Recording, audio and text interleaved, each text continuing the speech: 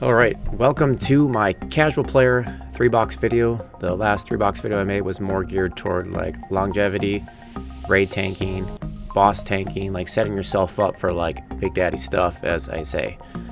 This one's going to be more focused on casual players, and when I went to make this actual video, I was going to do like all the casual 3-boxes, but then I realized that most of the 3-boxes are going to focus around one of the pet classes, like a mage, beast lord, necro. So what I'm going to do instead is I'm going to start off with one of those 3 classes. This one's going to be on the mage, so it's going to be casual 3-boxing with a mage. Otherwise the video would be way too long. Without further ado, my number 1 pick is Mage, Bard, Wizard, and this is considering starting off from like a classic level and working your way up. Toward the end game, some of the things that I'm going to mention don't really matter so much, or they're kind of mitigated by other things like guild halls with port stones and Plane of Knowledge. It mitigates a lot of the traveling stuff. But starting out, Mage, Wizard, Bard. And the reason I picked this as my favorite is because you not only get run speed buffs, but you get ports. So if you think classic before Plane of Knowledge, getting around, even though you can find a better 3-box combo with more damage, like this is so universal that you'll be able to get to where you need to go pretty much as fast as you possibly can get somewhere in game. I mean, you have ports and you have a Bard. Pros are you got a Mage pet tank, you have Bard run speed, you have Bard pulls, Bard for mana, HP, and regen, plus the Bard can slow and snare. In Runes of Kunark at level 55, you get Call of the Hero from your Mage. So where this is really beneficial is you would only have to run your Mage to the spot. It's much easier to run one character than 3. So you run your Mage to the spot and then you summon the other characters. Where this is also beneficial is, say you're playing and somebody besides the Mage dies, like the Bard or the Wizard die. Well, now you can take your Wizard, go collect up the Bard, run your ass back to the zone, and the Mage can call the hero both characters back to where you were camping, so you never have to lose your camp. There's not a lot of downtime in corpse running, and you don't have to clear back down or anything like that. The Wizard, as I said, gets ports. They have a lot of DPS, and they get snare. Where this is bad at the cons, obviously you got no Big Daddy tank. And then what was added is mitigation of the mighty. And what that does is it pretty much stops those big mage trains they used to have back in the old days, where you go down to Charduk and you kill the royals with a bunch of like mages. They put an end to that kind of by putting mitigation of the mighty buff on the bosses, which really makes pet tanking extremely hard, if not downright impossible for raid bosses and big bosses. You'll find that debuff on there. Since this is casual, that's not going to be a thing. You'll still be able to take regular group bosses, rares, and you'll be able to experience. The other downsides, you don't have resurrection. You also have very few buffs other than like the self buffs and what the Bard is putting out, and you have no heals. The next selection is actually, I call it 1A, because you could do either or. Some people might prefer this actually over the Wizard, which is the Mage, Bard, Druid. And what you get with this is all the same stuff, except the Druid will be the porter. You'll have heals now, and you'll have some buffs. Druid's got snare, and the Druid also has Spear of the Wolf, so you're not always reliant on the Bard for your run speed. Say that you're in a fight, you got your melody set, you're twisting it up, and all of a sudden you got to make a run for the zone. You can evac with a Druid, obviously, but let's just say you try to get away quickly. So you can give yourself all buffs, Spirit of the Wolf, and you can kind of make your way around that way, get away from some of the dangers, or it makes other things quicker in the game. All right, the cons. You have no tank, serious tank. I mean, obviously you got the Mage pet, but you have no tank for raids or like really hard bosses, so you're not going to be doing anything cool like that. And then the pet still suffers from mitigation of the mighty. No resurrection, and the Druid is obviously less DPS than the Wizard.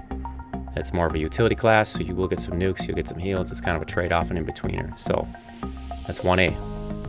And then of course, number 2, which someone's always going to mention, is Mage, Mage, Mage. Now this is really crazy, and it's a lot of damage, and it's really kind of fun. But the problem is, if you're talking about classic, before there's any type of ports, you're going to be relying on like getting the Spear of the Wolf, some J-boots to run, and you have to run everywhere.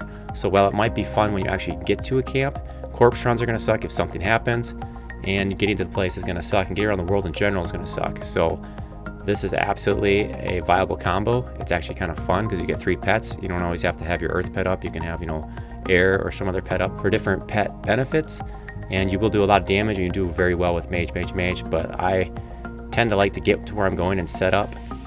And I feel like if you had a Mage, Mage, Mage, you would probably want to pick camps where you're going to be there for a while, like a very wide level range. So you'd have to, pre-buy all your spells and get set up and just prepare to stay somewhere for 10 to 15 levels at a time. Otherwise, it's just going to annoy the shit out of you trying to move. But it is very viable. So you know, lots of damage. You can call the hero. Other bonus is that you have swappable gear. So unlike a server like Mischief where you can trade your loots, so say your main mage gets an upgrade, you can just pass your old gear to another mage. It makes it really easy to gear your characters, and then you can pass that upgrade back to the third mage. So you have 3 mages, you buy the same type of gear for each one. Now, cons. No Big Daddy tank. You're still not going to be able to do tanks against high level mobs that have Mitigation of the Mighty. You have no resurrection, very few buffs, they're all self. No heals, no ports, no travel speed, which I just mentioned.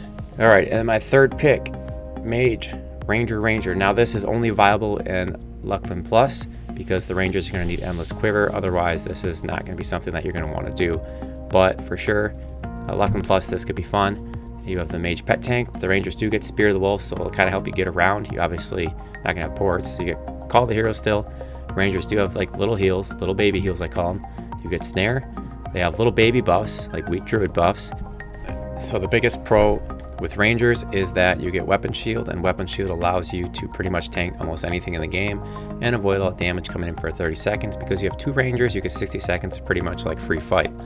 So if something happens to your mage pet, you're on a rare spawn that's a little bit too tough, some type of smaller boss, you can absolutely Weapon Shield and try to finish off the fight that way before everybody dies. So the other big thing you're going to get is True Shot Discipline. This is a Ranger discipline that you can activate, I don't know how often, maybe once an hour or something like that. It's got a timer. It basically enhances your archery damage for a period of time. So you'll be able to burn bosses down, or anytime you get in a hard scenario, you can activate your True Shot Discipline and you can pretty much burn things down. That can come in handy if you're in a tough situation where your mage pet's about to die or it's just a tough fight. So cons. Obviously, no Big Daddy tank besides your 30 and 60 seconds of glory combined between the 2 weapon shields. You still have the Mitigation of the Mighty. There's no resurrection, and this is only viable in Luclin Plus because you need Endless Quiver, because you're going to be doing archery, ranged attacks with your Rangers. And it's actually be pretty easy to configure because all you're going to do is assist your mage and auto fire. You can turn it to a macro. So basically, you could have them firing with just 2 buttons. You also have no ports. In summary, those are my 3/4 picks for what type of 3-box I'd run with a mage. Obviously, you could mix and match mage with any other pet classes, and there's probably some other fun things to try and play with a mage. I would like to hear what your 3-box is with a mage, or any 3-box, so leave them in the comments below and maybe I'll do a video on those in the future. And thanks for watching.